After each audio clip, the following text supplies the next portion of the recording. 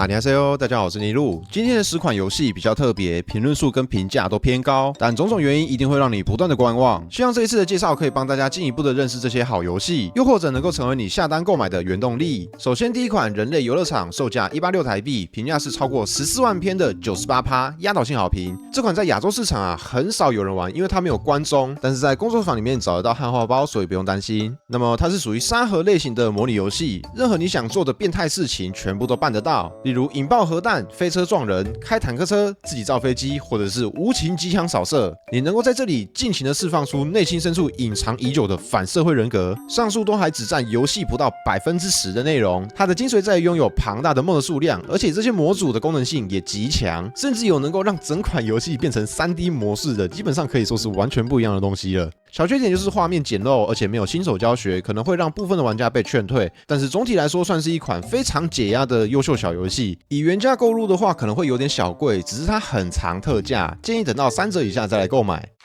再来是 VTuber 界人气超高的游戏 Rust， 原价694，哇，真的是有点贵，评价是超过70万篇的87%，极度好评。它是一款末日风格的线上多人生存游戏，刚开始玩家会被随机重生到地图的各个角落，接下来就是生存游戏的3件套了：砍树、挖石头、盖房子，注意保湿度跟饥渴值。到游戏中后期想要更多道具的话，就必须寻找废料。那这个废料呢，在 Rust 中是非常重要的资源，可以升级科技树、买东西、制作装备蓝图。地图上也会有特定的点会需要绿卡、蓝卡、红卡才能开启。那它的规则是这样的：绿卡可以解锁蓝卡点，蓝卡点可以解锁红卡点。那红卡点解锁下来就是非常困难，但是它的物资也是最多的。生存难度其实不高啦，只是比起收集、掠夺其他玩家的资源速度，绝对会比较快。不过它有一个致命的缺点就是它的机制让这款游戏注定不会是单人模式。想要玩出乐趣，就必须投入大量的时间、精力，而且还要有一个团队可以让你抱着腿去欺负别人。游戏的最大优点是它的丰富度极高，可以开车、开飞机、开潜艇，还能做电力系统。那么导致它的评价没有到压倒性好评的原因是伺服器不太稳，而且有外挂。喜欢 PVP 的玩家还是蛮值得买的，史迪通常都会打对折，建议是特价的时候跟着朋友一起入坑会比较好。然后是我觉得我人生中最难的游戏之一，节奏地牢，原价398，评价是2万篇的96%，压倒性好评。它是一款混着 roguelike 元素的音乐节奏战斗游戏，你只需要使用上下左右键跟 QWE 来释放魔法或是道具，但是只有打在节奏点上才会执行你的操作。地牢中的怪物也会跟着音乐移动攻击，所以等于是你在思考策略游戏的同时，还要执行应有的部分。那如果你有看过这张图，你就会知道这2件事情是左右脑不同的工作，所以我个人是玩得非常的痛苦啦，而且是真心觉得很难。不过这点是可以不用担心啦，因为它的角色蛮多元的，每个职业会有不一样的技能，也会有不同的难度。虽然我连最简单的模式都通关不了，但是它的优点真的是非常非常的多。音乐好听，难度适中，武器种类百款，还有隐藏要素。关卡虽然说只有4个大关，但是可以让你打到吐血，而且还有挑战模式。说实话，以它的内容算是对得起它的原价，有兴趣的话可以关注一下。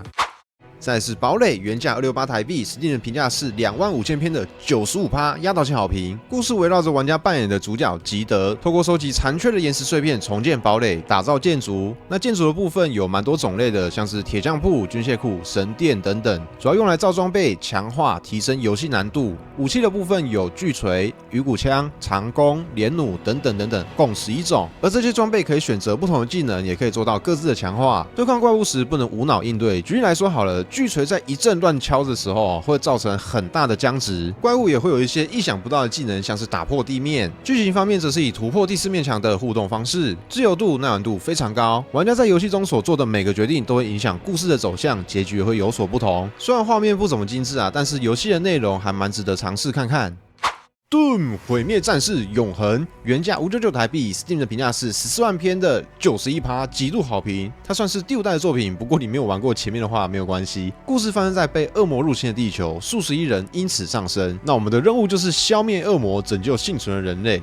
剧情采用碎片化的叙述方式，让玩家很有脑补的空间。那它主要的玩法是第一人称射击游戏，战斗过程中受伤的话，可以透过处决恶魔来获得各类的补给品。而这回血机制让玩家越战越勇，再加上恶魔四面八方一直来袭，所以你必须要时常变换位置，这也就导致了整体的节奏变得非常的快。那敌人的种类相当多，而且还会对不同的枪支产生不一样的反应，掉落补给品的方式也会不太一样。武器的弹药有做限制，所以你必须要熟练每一种不同的装备，借此此才能得到相对应的反馈。场景的部分都做得蛮大的，不过路痴玩家不用担心，因为游戏里面的立体地图做得极为优秀，方向感再差的人啊，只要把这个东西打开，基本上都不会有什么大问题。角色成长的部分大多都是透过探索收集素材，可以强化装备跟天赋，整体感受上视觉非常强烈，斩杀恶魔的爽感十足。不过繁多的特效以及光影，再加上大部分的时间都在战斗啊，有3D 的玩家不建议入手。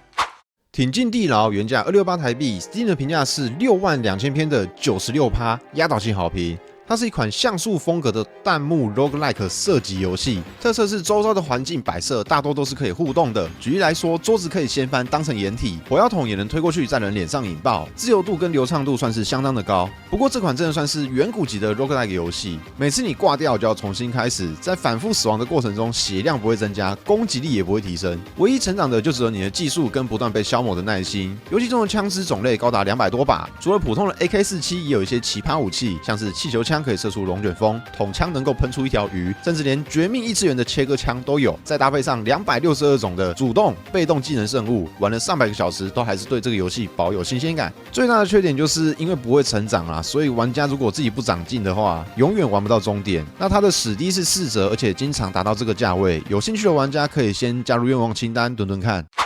新入谷物语原价398，评价是44万篇的98%，压倒性好评。它跟牧场物语有点类似，但是可以经营的方面更加的多元。那基本的玩法就是种田、养动物、砍树、钓鱼，四季变化跟天气系统也是少不了的。特别的是，它可以去地下探勘、挖矿、打怪。除了经营农场，还可以跟镇上的其他人交流，遇到喜欢的人也能投其所好送礼物，增添感情。择偶的条件呢是没什么限制，你想要 BL、GL 或是多元成家都是 OK 的。至于能不能当个渣男呢？这个就留给玩家们自己去探索。小缺点是没有新手教学，刚开始可能会不知道要做什么。史低是6折，但是原价买的话还是非常划算。顺便友善提醒一下，这款真的是重度污染的精神时光屋，建议是过年的长假再来游玩。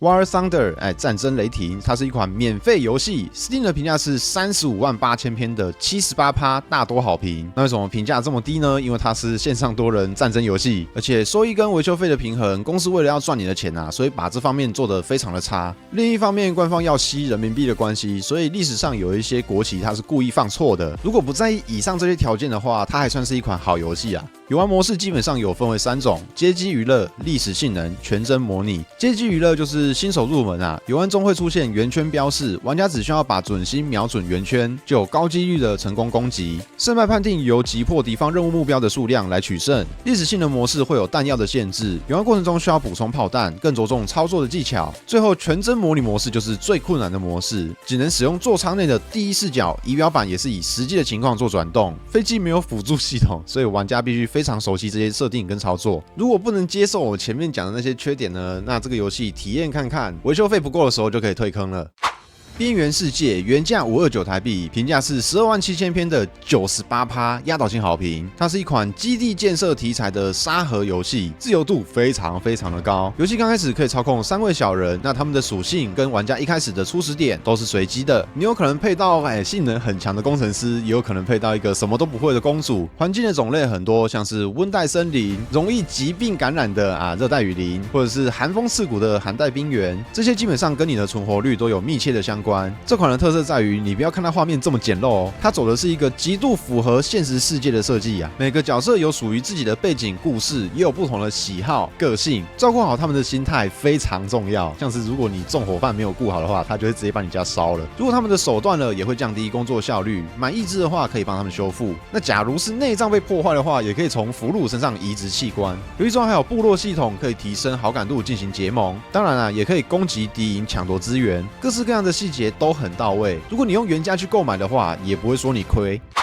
最后一款是 To the Moon， 原价278台币 ，Steam 的评价是49000篇的96%，压倒性好评。剧情描绘了西格蒙德拥有一种能够编织记忆的技术，并为客户实现愿望。不过，重新生成的记忆会跟原有实际的记忆产生冲突，所以这项技术只能用于将死之人。玩家必须扮演罗莎莉恩跟华兹医生，透过这项技术去实现强尼临终的愿望，登上月球。但主角询问强尼为何要登月他会说我不知道。把他破碎的回忆拼凑起来，就是我们主要游玩的内容。内容。这款游戏跟典型的 RPG 不太一样，它没有战斗，也没有道具，只需要收集记忆碎片并拼凑到正确的位置就可以了。整体感觉很像是在看一部电影，剧本的细腻度与个性鲜活的角色，还有非常契合的音乐跟音效，让整个故事十分触人心弦。故事中随意的一句话都值得玩家们细细品味。有兴趣的话，可以先加入愿望清单。好了，以上就是10款我觉得非常值得去尝试的作品。星露谷跟边缘世界这2支原价购入也是很 OK 的，一款很容易玩到中风，另外一款则是非常休闲，而且游戏内的发展真的会让你意想不到。如果你有玩过，而且在你的回忆之中有什么超级酷的事件发生，也欢迎在底下留言。那么我是尼禄，我们下次再见，拜拜。